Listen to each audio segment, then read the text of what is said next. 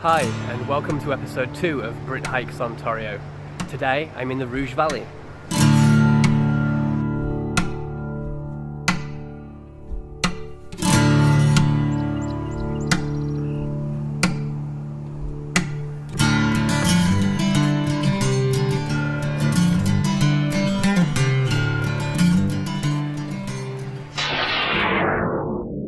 The Rouge Valley is located at the border of Toronto and Pickering, and there's parking on Twyn Rivers Road and also at the eastern end of Zoo Road, where you can park on the side of the road.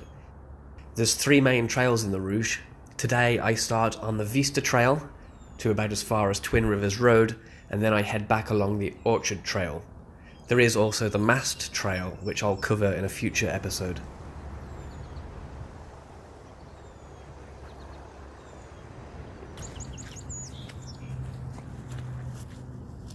There's a variety of habitats at the Rouge Valley, from this kind of woodland, and then just behind me there's a whole bunch of grassland and some scrub in the background. There's also, of course, the Rouge River, which flows straight through. It's actually been a very wet spring in 2017 so far. A lot of places near to Lake Ontario have been flooded, and the pathways here at the Rouge Park are actually really wet and my feet are soaked. I forgot to bring a spare pair of socks as well.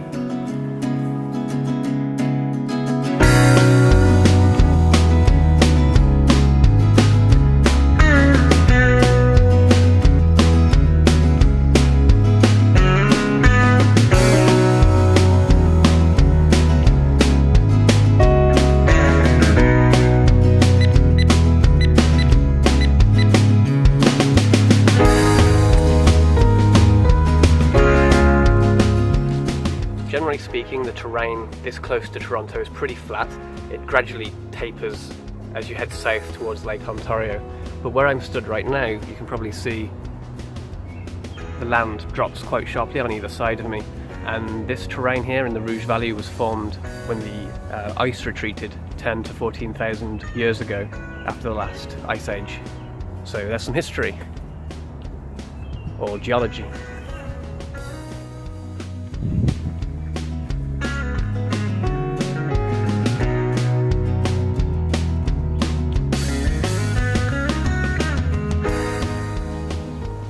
Quite a stark difference between the trees you see behind me now and the trees behind me now.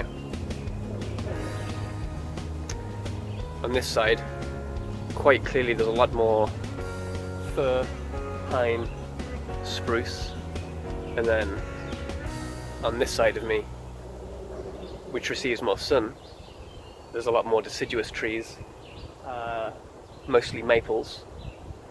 And the reason for that, as I just alluded to, more sun on this side than on the side behind me now.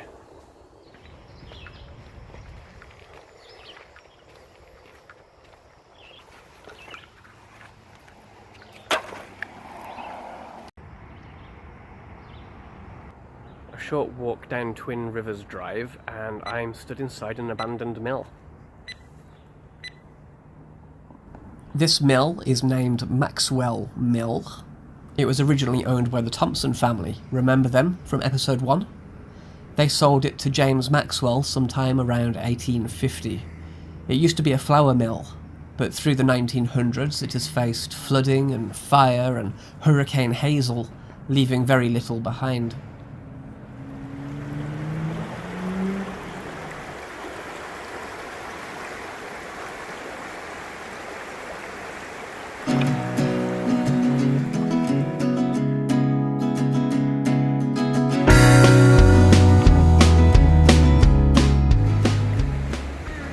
Whenever you see a bend in a river or a creek, it's called a meander.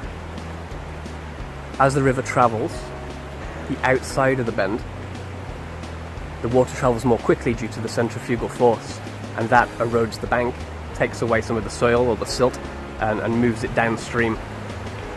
On the inside of the bend, the water travels more slowly, and it actually deposits material. And that, over time, as the erosion takes place, causes the river to bend more and more tightly. And when there aren't any protections in place, like human intervention to prevent that erosion, the river will meander its way downstream to wherever it eventually exits into a lake or an ocean.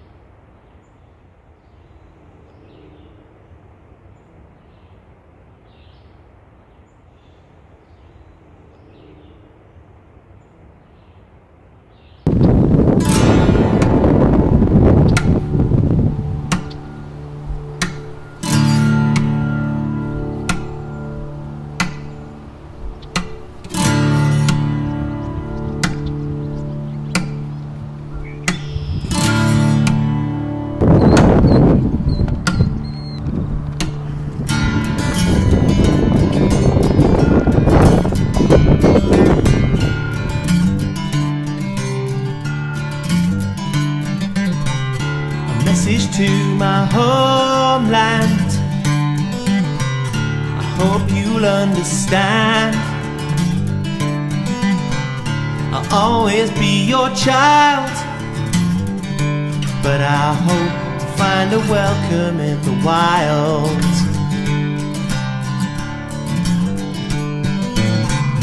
It's fair to say my roots run deep. First you sow and then you reap. My home will always be this isle, but I hope to find a welcome in the wild.